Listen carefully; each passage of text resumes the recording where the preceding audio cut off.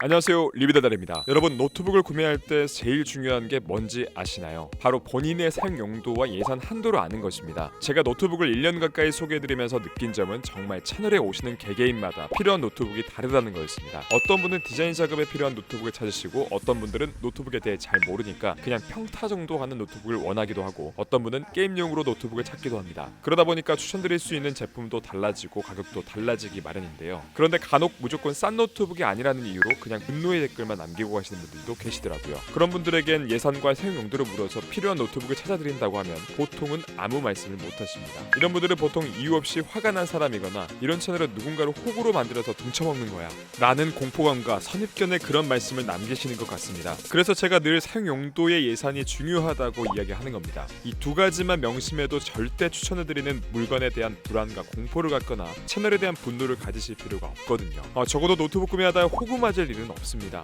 노트북뿐만 아니라 모든 전자제품은 시간이 지나면서 자연스럽게 가격이 내려갑니다. 하지만 중간에 들어가는 부품의 가격이 오르거나 판매처의 할인 프로모션 기간이 끝나면 당연히 가격이 오를 수밖에 없습니다. 하지만 나의 사용 용도가 분명하다면 보통 그게 당장 나한테 필요한지 아니면 필요하지 않은지 분명하게 정해지게 됩니다. 당장 필요하다는 건 내가 그걸 사용함으로써 그만큼의 생산성 있는 활동을 했다는 걸 의미합니다.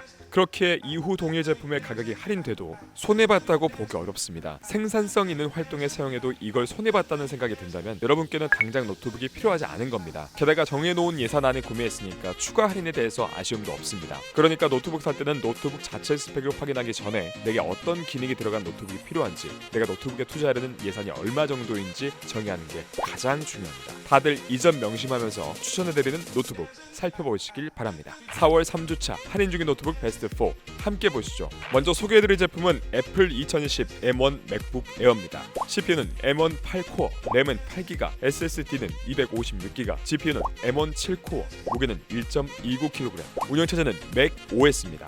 미친놈이네요. 올 하반기에 M4 탑재한 맥북 에어 출시 소식이 뜨고 나니까 M1 맥북 에어가 추가 할인됐습니다. 2024년에 2020년 제품을 들이미니까 어이없을 수도 있지만 작년까지 노트북 3대장으로 잘나가던 모델입니다. M1에서 M2로 큰 성능차가 없었고 M2에서 M3로 큰 성능차가 없다는 사용자평이 많은데요. 솔직히 이제 M1과 M3 정도면 성능차가 꽤 존재하겠지만 그만큼 M1은 잘 만든 칩셋 같습니다. 오죽하면 2020년 제품이 얼마 전까지 110만원에서 120만원대까지 가격 방어했었으니까요. 성능으로는 말 다 했던 제품이죠. 이제 80만원대에 구매가 가능하다고 하니까 메인보다는 서브용 노트북을 찾는다면 괜찮은 선택지가 될 것 같습니다. 뭔가 너무 옛날 제품이라서 최신 제품에 비해서 아쉬울 수도 있지만 여전히 현역으로 간단하게 굴려먹기에 좋은 제품입니다. 스벅 입장권이자 맥북 생태계 찍먹해보고 싶으신 분들은 이 제품 추천드립니다. 다음은 레노버 2013 로쿠 15 IRX입니다. CPU는 인텔 14세대 i7 14700HX, 램은 DDR5 16GB, SSD는 512GB, 디스플레이는 15.6인치 FHD 144Hz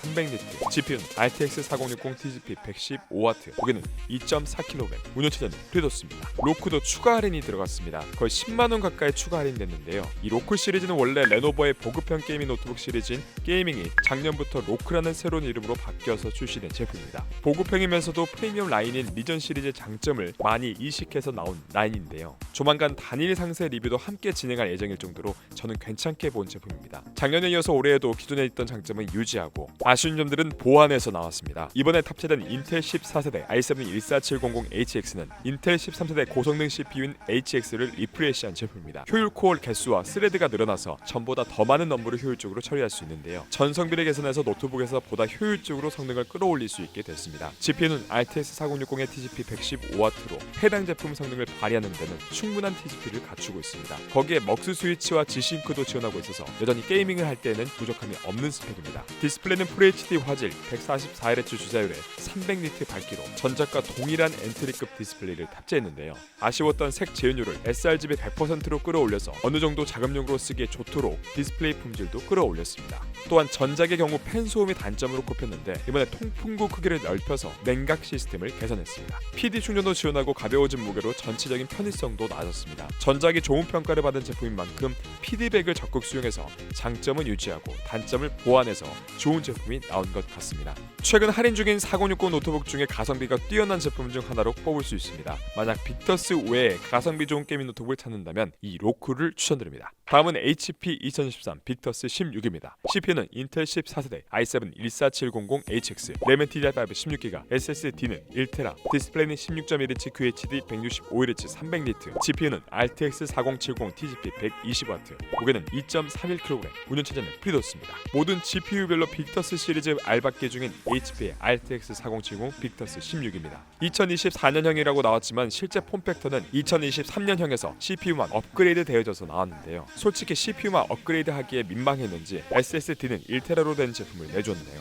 이 정도면 현재 전년도 4070 빅터스가 요새 170만원대에서 가격이 안 내려오는 상황이니까 충분히 괜찮은 선택지 같습니다. 무엇보다 CPU 차이가 일단 확실한데요. 전작에 사용된 AMD 7840HS도 괜찮은 CPU였지만 이번에 탑재된 인텔 14세대 i7 CPU 같은 경우 벤치마크 점수가 20% 이상 높게 나옵니다. 게다가 SSD도 2배로 더 커졌으니까 솔직히 지금 가성비 좋은 고사양 게이밍 노트북이 당장 필요한 분들에겐 이만한 선택지는 없어 보이네요. 디스플레이 폼지도 준수합니다. 16.1인치 QHD 고해상도, 165Hz 고주서열, 300니트 밝기로 고사양 게이밍 노트북 표준 디스플레이 폼지는 지켰습니다. 플리커플이 제품으로 눈부심 방지도 지원합니다. 게임용으로 쓰기엔 내부 스펙, 디스플레이 폼질 모두 만족스럽습니다. 게다가 sRGB 100%로 높은 색 지원율로 선명한 화면을 제공해서 작업용으로 쓰기 좋습니다. C타입 포트로 PD 충전과 DP 출력도 가능하고 무게도 2.3kg으로 어느 정도 휴대도 가능합니다. 가성비 좋은 고성능 게이밍 노트북을 찾는 분들은 이 제품 추천드립니다. 다음은 HP 2013 오멘 14 슬림입니다. CPU는 인텔 코어 울트라 7